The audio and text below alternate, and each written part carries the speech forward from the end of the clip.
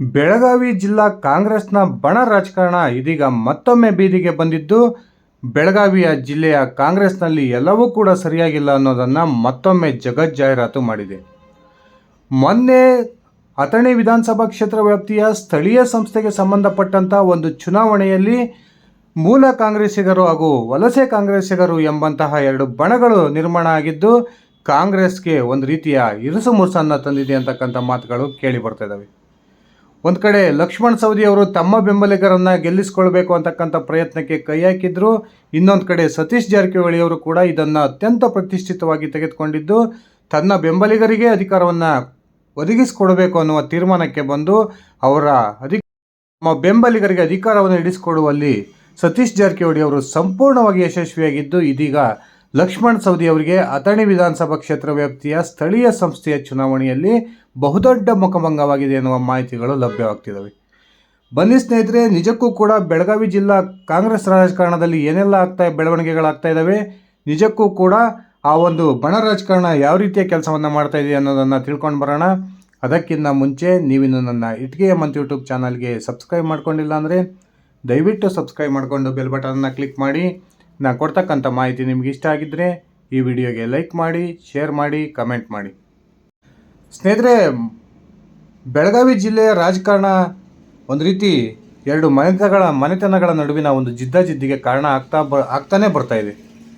ಯಾವಾಗ ಲಕ್ಷ್ಮಣ್ ಸವದಿ ಮತ್ತು ಜಾರಕಿಹೊಳಿ ಬ್ರದರ್ಸ್ ರಾಜಕಾರಣಕ್ಕೆ ಎಂಟ್ರಿ ಕೊಟ್ಟರೋ ಆ ದಿನದಿಂದಲೂ ಕೂಡ ಈ ಇಬ್ಬರು ನಾಯಕರ ನಡುವೆ ಒಂದು ರೀತಿಯ ಮುಸುಕಿನ ಗುದ್ದಾಟ ಇದ್ದಿದ್ದನ್ನು ನಾವು ನೋಡ್ತಾನೆ ಬಂದಿದ್ದೀವಿ. ಲಕ್ಷ್ಮಣ್ ಸವದಿ BJPಯಲ್ಲಿದ್ದಂತಹ ಸಂದರ್ಭದಲ್ಲೂ ಕೂಡ 2018ರ ಒಂದು ವಿಧಾನಸಭಾ ಚುನಾವಣೆಯ ಸಂದರ್ಭದಲ್ಲಿ ರಮೇಶ್ ಜಾರಕಿಹೊಳಿ ಹಠಕ್ಕೆ ಬಿದ್ದು ತನ್ನ ಅತ್ಯಾಪ್ತ ಬಳಗದಲ್ಲಿ ಗುರುತಿಸಿಕೊಂಡಿರ್ತಕ್ಕಂಥ ಮಹೇಶ್ ಕುಮಟಳ್ಳಿ ಅವರನ್ನು ಲಕ್ಷ್ಮಣ್ ಸವದಿ ಅವರ ವಿರುದ್ಧ ಗೆಲ್ಲಿಸಿಕೊಳ್ಳುವಲ್ಲಿ ಯಶಸ್ವಿಯಾಗಿದ್ದರು. ಅದಾದ ನಂತರ 2023ರ ಚುನಾವಣೆ ಬಂದಂಥ ಸಂದರ್ಭದಲ್ಲಿ ರಮೇಶ್ ಜಾರಕಿಹೊಳಿ, ಲಕ್ಷ್ಮಣ್ ಸವದಿ, ಮಹೇಶ್ ಕುಮಟಳ್ಳಿ ಮೂವರು ಕೂಡ BJPಯಲ್ಲಿ ಇದ್ದರೂ ಕೂಡ ಲಕ್ಷ್ಮಣ್ ಸವದಿ ಅವರಿಗೆ ವಿಧಾನಸಭೆಯ ಟಿಕೆಟನ್ನು ತಪ್ಪಿಸೋದರಲ್ಲಿ ರಮೇಶ್ ಜಾರಕಿಹೊಳಿ ಯಶಸ್ವಿ ಆದರು. ಅದಾದ ನಂತರ ಪಕ್ಷದ ವಿರುದ್ಧ ಮುನಿಸಿಕೊಂಡಂತಹ ಲಕ್ಷ್ಮಣ್ ಸವದಿ ಅವರು BJPಯನ್ನು ತೊರೆದು ಕಾಂಗ್ರೆಸ್ಸನ್ನು ಸೇರ್ಪಡೆಯಾದರು. ಅದಾದ ನಂತರ ಲಕ್ಷ್ಮಣ್ ಸವದಿ ಅವರಿಗೆ ಹೊಸ ಒಂದು ಸಮಸ್ಯೆ ಇದೀಗ ಬೆಳಗಾವಿ ಜಿಲ್ಲೆಯ ಕಾಂಗ್ರೆಸ್ ರಾಜಕಾರಣದಲ್ಲಿ ಹುಟ್ಕೊಂಡಿದೆ. BJPಯೆಲ್ಲ ಇದ್ದಂತಹ ಸಂದರ್ಭದಲ್ಲಿ ಲಕ್ಷ್ಮಣ್ ಸವದಿ ಅವರ ಕಾಲನ್ನು ಪದೇ ಪದೇ ಎಳೆಯುತ್ತಿದ್ದಂತಹ ರಮೇಶ್ ಜಾರಕಿಹೊಳಿ ಅವರ ಬದಲಾಗಿ ಇದೀಗ ಅಂಥದೇ ಸನ್ನಿವೇಶ ಸತೀಶ್ ಜಾರಕಿಹೊಳಿ ಅವರಿಂದ ಲಕ್ಷ್ಮಣ್ ಸವದಿ ಅವರಿಗೆ ಪದೇ ಪದೇ ಆಗ್ತಿರ್ತಕ್ಕಂಥದ್ದನ್ನು ನಾವೆಲ್ಲ ನೋಡಿದ್ದೀವಿ. ಒಂದು ದೃಷ್ಟಿಯಲ್ಲಿ ಲಕ್ಷ್ಮಣ್ ಸವದಿ ಅವರನ್ನು ಕಾಂಗ್ರೆಸ್ಸಿಗೆ ಸೇರಿಸ್ಕೊಳ್ಳೋದಕ್ಕೆ ಸತೀಶ್ ಜಾರಕಿಹೊಳಿ ಅವರಿಗೆ ಇಷ್ಟ ಇರಲಿಲ್ಲ.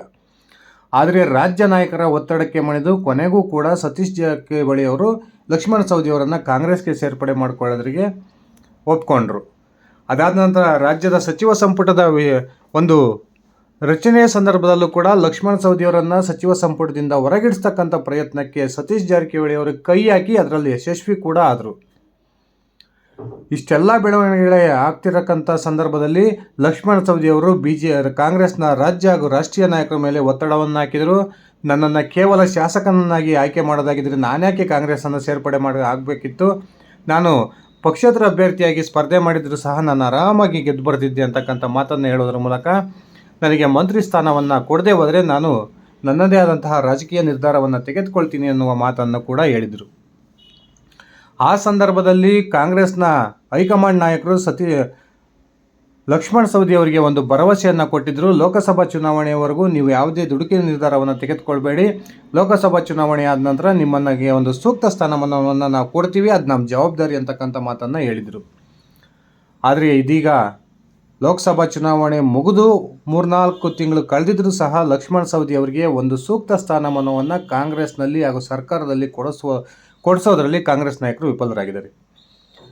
ಇದರ ನಡುವೆ ಲಕ್ಷ್ಮಣ್ ಸವದಿ ಮತ್ತು ಸತೀಶ್ ಜಾರಕಿಹೊಳಿ ಅವರ ನಡುವಿನ ಮುಸುಕಿನ ಗುದ್ದಾಟ ಮತ್ತೊಮ್ಮೆ ಬೀದಿಗೆ ಬಂದಿದ್ದು, ಮೊನ್ನೆ ತಾನೇ ನಡೆದಂತಹ ಅಥಣಿ ವಿಧಾನಸಭಾ ಕ್ಷೇತ್ರ ವ್ಯಾಪ್ತಿಯ ಅಥಣಿ ಪುರಸಭೆಯ ಚುನಾವಣೆಯ ಅಧ್ಯಕ್ಷ ಹಾಗೂ ಉಪಾಧ್ಯಕ್ಷ ಚುನಾವಣೆಯಲ್ಲಿ ಸತೀಶ್ ಜಾರಕಿಹೊಳಿ ತನ್ನ ಬೆಂಬಲಿಗರಿಗೆ ಅಧಿಕಾರವನ್ನು ಕೊಡಿಸೋಕ್ಕೆ ಯಶಸ್ವಿಯಾಗಿರ್ತಕ್ಕಂಥದ್ದು ಲಕ್ಷ್ಮಣ್ ಸವದಿ ಅವರಿಗೆ ತೀವ್ರ ಮುಖಭಂಗ ಉಂಟಾಗಿದೆ ಎನ್ನುವ ಮಾತುಗಳು ಕೇಳಿ ಬರ್ತದವೆ. 27 ಸದಸ್ಯ ಬಲವನ್ನು ಹೊಂದಿರತಕ್ಕಂಥ ಅಥಣಿ ಪುರಸಭೆಯಲ್ಲಿ ಬಹುತೇಕ ಕಾಂಗ್ರೆಸ್ನ ಹಾಗೂ ಕಾಂಗ್ರೆಸ್ ಬೆಂಬಲಿತ ಒಂದು ಪುರಸಭಾ ಸದಸ್ಯರಿರ್ತಕ್ಕಂಥದ್ದು ನಮಗೆಲ್ಲ ಗೊತ್ತೇ ಇದೆ.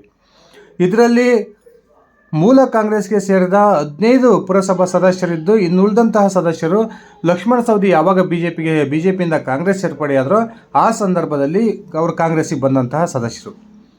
ಈ ನಡುವೆ ತನ್ನ ಬೆಂಬಲಿಗರಿಗೆ ಅಧ್ಯಕ್ಷ ಹಾಗೂ ಉಪಾಧ್ಯಕ್ಷ ಸ್ಥಾನವನ್ನು ದೊರಕಿಸಿಕೊಡಬೇಕು ಅನ್ನುವ ಪ್ರಯತ್ನಕ್ಕೆ ಲಕ್ಷ್ಮಣ ಸವದಿ ಅವರು ಕೈ ಹಾಕಿದ್ರು.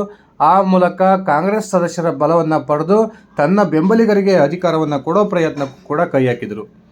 ಆದರೆ ಈ ಚುನಾವಣೆಯ ವಿಚಾರಕ್ಕೆ ನೇರವಾಗಿ ಸತೀಶ್ ಜಾರಕಿಹೊಳಿ ಅವರು ಎಂಟ್ರಿಯನ್ನು ಕೊಡೋದ್ರ ಮೂಲಕ ಮೂಲ ಕಾಂಗ್ರೆಸ್ನ 15 ಸದಸ್ಯರನ್ನು ರೆಸಾರ್ಟ್ಗೆ ಕಳಿಸಿ ರೆಸಾರ್ಟ್ ರಾಜಕಾರಣವನ್ನು ಮಾಡೋದ್ರ ಮೂಲಕ ಲಕ್ಷ್ಮಣ ಸವದಿ ಅವರಿಗೆ ತೀವ್ರ ಮುಖಭಂಗವಾಗುವಂತೆ ಮಾಡಿದ್ದು. ಇದೀಗ ಆ ಒಂದು ಅಥಣಿಯ ಪುರಸಭೆಗೆ ಅಧ್ಯಕ್ಷ ಉಪಾಧ್ಯಕ್ಷ ಸ್ಥಾನಗಳು ಸತೀಶ್ ಜಾರಕಿಹೊಳಿ ಅವರ ಒಂದು ಅತ್ಯಾಪ್ತ ಬಳಗಕ್ಕೆ ಪಾಲಾಗಿರ್ತಕ್ಕಂಥದ್ದು ಲಕ್ಷ್ಮಣ ಸವದಿ ಅವರಿಗೆ ಒಂದು ರೀತಿ ಇರುಸುಮುರುಸನ್ನು ತಂದಿದೆ ಅನ್ನುವ ಮಾತುಗಳು ಕೇಳಿ ಬರ್ತವೆ. ಆದರೆ ಚುನಾವಣೆ ಮುಗಿದ ನಂತರ ಲಕ್ಷ್ಮಣ ಸವದಿ ಅವರು ಈ ಒಂದು ವಿಚಾರಕ್ಕೆ ತೇಪೆ ಹಾಕ್ತಕ್ಕಂಥ ಪ್ರಯತ್ನಕ್ಕೆ ಕೈ ಹಾಕಿದರು. ಕಾಂಗ್ರೆಸ್ನಲ್ಲಿ ಯಾವುದೇ ಬಣ ರಾಜಕಾರಣ ಇಲ್ಲ, ನಾವೆಲ್ಲ ಒಗ್ಗಟ್ಟಾಗಿ ಅಧ್ಯಕ್ಷ ಹಾಗೂ ಉಪಾಧ್ಯಕ್ಷರನ್ನು ಅವಿರೋಧವಾಗಿ ಆಯ್ಕೆ ಮಾಡಿದ್ದೀವಿ ಅಂತಕ್ಕಂಥ ಮಾತನ್ನು ಹೇಳೋದ್ರ ಮೂಲಕ ಲಕ್ಷ್ಮಣ ಸವದಿ ಅವರು ಈ ಒಂದು ವಿಚಾರವನ್ನು ಅಲ್ಲಿಗೆ ಸ್ಟಾಪ್ ಮಾಡ್ತಕ್ಕಂಥ ಪ್ರಯತ್ನಕ್ಕೆ ಕೈ ಹಾಕಿದರು. ಲಕ್ಷ್ಮಣ ಸವದಿ ಅವರ ಮಾತನ್ನೇ ನಂಬೋದಾದರೆ ನಿಜಕ್ಕೂ ಕೂಡ ಮೂಲ ಕಾಂಗ್ರೆಸ್ನ 15 ಪುರಸಭೆಯ ಸದಸ್ಯರನ್ನು ಸತೀಶ್ ಜಾರಕಿಹೊಳಿ ಯಾಕೆ ರೆಸಾರ್ಟ್ಗೆ ಕಳಿಸಿದರು ಅಂತಕ್ಕಂಥದ್ದು ಇಲ್ಲಿ ಬಹುದೊಡ್ಡ ಪ್ರಶ್ನೆಯಾಗಿ ಕಾಡ್ತಾ ಇದೆ. ಅಷ್ಟಕ್ಕೂ ಕೂಡ ಸತೀಶ್ ಜಾರಕಿಹೊಳಿ ಮತ್ತು ಲಕ್ಷ್ಮಣ ಸವದಿ ಅವರ ಸಂಬಂಧ ನಿಜಕ್ಕೂ ಕೂಡ ಹದಗೆಟ್ಟಿದೆ. ಲಕ್ಷ್ಮಣ ಸವದಿ ಅವರು ಈ ಕಾಂಗ್ರೆಸ್ಸನ್ನು ತೊರೆದೋದ್ರೆ ಸಾಕು ಅಂತಕ್ಕಂಥ ಮನಸ್ಥಿತಿಯಲ್ಲಿ ಸತೀಶ್ ಜಾರಕಿಹೊಳಿ ಅವರು ಇದ್ದಾರೆ. ಇನ್ನೊಂದು ಕಡೆ ರಾಜ್ಯದ ಮುಖ್ಯಮಂತ್ರಿಗಳು ಸಂಕಷ್ಟದಲ್ಲಿರ್ತಕ್ಕಂಥ ಈ ಸಂದರ್ಭದಲ್ಲಿ ಮುಂದಿನ ಮುಖ್ಯಮಂತ್ರಿಯಾಗಿ ಸತೀಶ್ ಜಾರಕಿಹೊಳಿ ಅವರು ಆಯ್ಕೆ ಆಗ್ತಾರೆ ಅಂತಕ್ಕಂಥ ಮಾತುಗಳು ಕೂಡ ಕಾಂಗ್ರೆಸ್ನಲ್ಲಿ ಚಾಲ್ತಿಯಲ್ಲಿರುವ ಈ ಸಂದರ್ಭದಲ್ಲಿ ಸತೀಶ್ ಜಾರಕಿಹೊಳಿ ಅವರ ವಿರುದ್ಧ ಇದೀಗ ಲಕ್ಷ್ಮಣ ಸವದಿ ಅವರು ಮುನಿಸ್ಕೊಂಡಿದ್ದಾರೆ ಎನ್ನುವ ಮಾತುಗಳು ಕೇಳಿ ಬರ್ತಾ ಇದ್ದು, ಒಂದು ವೇಳೆ ಸತೀಶ್ ಜಾರಕಿಹೊಳಿ ರಾಜ್ಯದ ಮುಖ್ಯಮಂತ್ರಿ ಆಗ್ತಕ್ಕಂಥ ಸಂದರ್ಭ ಬಂದರೆ ಆಗ ತನ್ನ ಸ್ವಪಕ್ಷದ ನಾಯಕನ ವಿರುದ್ಧ ಲಕ್ಷ್ಮಣ ಸವದಿ ಅವರು ಸಿಡಿದೇಳ್ತಾರೆ ಅಂತಕ್ಕಂಥ ಮಾತುಗಳು ಕೂಡ ಕೇಳಿ ಬರ್ತಾ ಇದ್ದಾವೆ. ಒಂದು ಕಡೆ ತನ್ನ ಅತ್ಯಾಪ್ತರ ಹತ್ರ ಸತೀಶ್ ಜಾರಕಿಹೊಳಿ ಅವರ ವಿರುದ್ಧ ಕೆಂಡಾಮಂಡಲವಾಗಿರ್ತಕ್ಕಂಥ ಲಕ್ಷ್ಮಣ ಸವದಿ ಅವರು ಶೀಘ್ರವೇ ಕಾಂಗ್ರೆಸ್ಸನ್ನು ತೊರೆಯುತ್ತಾರೆ ಎನ್ನುವ ಮಾತುಗಳು ಕೂಡ ಕೇಳಿ ಬರ್ತಾ ಇದ್ದು, ಲಕ್ಷ್ಮಣ ಸವದಿ ಅವರಿಗೆ ಇದೀಗ ಸತೀಶ್ ಜಾರಕಿಹೊಳಿ ಅವರು ಕೊಟ್ಟಿರ್ತಕ್ಕಂಥ ಹೊಡೆತ ನಿಜಕ್ಕೂ ಕೂಡ ಅವರಿಗೆ ಅವಮಾನವನ್ನು ತಂದಿದೆ ಅನ್ನುವ ಮಾತುಗಳು ಕೂಡ ಕೇಳಿ ಬರ್ತಾ ಇದ್ದಾವೆ. ಕಳೆದ ಲೋಕಸಭಾ ಚುನಾವಣೆಯಲ್ಲಿ ಅಥಣಿ ಲೋಕಸಭಾ ವಿಧಾನಸಭಾ ಕ್ಷೇತ್ರ ವ್ಯಾಪ್ತಿಯಲ್ಲಿ ಕಾಂಗ್ರೆಸ್ನ ಅಭ್ಯರ್ಥಿ ಪ್ರಿಯಾಂಕಾ ಜಾರಕಿಹೊಳಿ ಅವರಿಗೆ ಕಡಿಮೆ ಮತಗಳ ಲೀಡ್ ಬಂತು ಅಂತಕ್ಕಂಥ ಒಂದು ಅಂಶವನ್ನಿಟ್ಕೊಂಡು ರಾಜ್ಯ ಹಾಗೂ ರಾಷ್ಟ್ರೀಯ ಕಾಂಗ್ರೆಸ್ನ ನಾಯಕರಿಗೆ ಲಕ್ಷ್ಮಣ ಸವದಿ ಅವರ ವಿರುದ್ಧ ಸತೀಶ್ ಜಾರಕಿಹೊಳಿ ಅವರು ದೂರನ್ನು ಸಲ್ಲಿಸಿದ್ದನ್ನು ನಾವೆಲ್ಲ ನೋಡಿದ್ವಿ. ಲೋಕಸಭಾ ಚುನಾವಣೆ ಮುಗಿದ ನಂತರ ಸತೀಶ್ ಜಾರಕಿಹೊಳಿ ಅವರು ಲಕ್ಷ್ಮಣ ಸವದಿ ಅವರ ವಿರುದ್ಧ ಪದೇ ವಾಗ್ದಾಳಿಯನ್ನು ನಡೆಸಿದ್ದನ್ನು ಕೂಡ ನಾವು ನೋಡಿದ್ದೀವಿ. ಈ ಸಂದರ್ಭದಲ್ಲಿ ಪುರಸಭೆಯ ಅಧ್ಯಕ್ಷ ಉಪಾಧ್ಯಕ್ಷ ಚುನಾವಣೆಯಲ್ಲಿ ಆಗಿರ್ತಕ್ಕಂಥ ಅವಮಾನದಿಂದ ಲಕ್ಷ್ಮಣ ಸವದಿ ಅವರು ಕೆಂಡವಾಗಿದ್ದಾರೆ ಅನ್ನುವ ಮಾತುಗಳು ಕೇಳಿ ಬರ್ತಾ ಇದ್ದಾವೆ.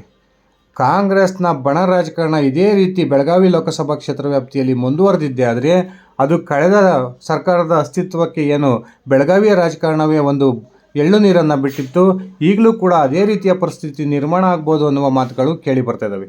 ಸ್ನೇಹಿತರೆ, ನಿಮ್ಮ ಅಭಿಪ್ರಾಯದ ಪ್ರಕಾರ ನಿಜಕ್ಕೂ ಕೂಡ ಲಕ್ಷ್ಮಣ ಸವದಿ ಹಾಗೂ ಸತೀಶ್ ಜಾರಕಿಹೊಳಿ ಅವರ ನಡುವಿನ ಮುಸುಕಿನ ಗುದ್ದಾಟ ರಾಜ್ಯದ ಕಾಂಗ್ರೆಸ್ ಸರ್ಕಾರದ ಪತನಕ್ಕೆ ಕಾರಣವಾಗುತ್ತಾ? ದಯವಿಟ್ಟು ಕಮೆಂಟ್ ಮಾಡಿ. ಇದಿಷ್ಟಾಗಿತ್ತು ಸ್ನೇಹಿತರೆ ನನ್ನ ಇವತ್ತಿನ ಈ ವಿಡಿಯೋ. ನಾನು ಕೊಟ್ಟಿರ್ತಕ್ಕಂಥ ಮಾಹಿತಿ ನಿಮಗೆ ಇಷ್ಟ ಆಗಿದ್ದರೆ ಈ ವಿಡಿಯೋಗೆ ಲೈಕ್ ಮಾಡಿ, ಶೇರ್ ಮಾಡಿ, ಕಮೆಂಟ್ ಮಾಡಿ. ಧನ್ಯವಾದಗಳು ಸ್ನೇಹಿತರೆ. ಶುಭ ದಿನ.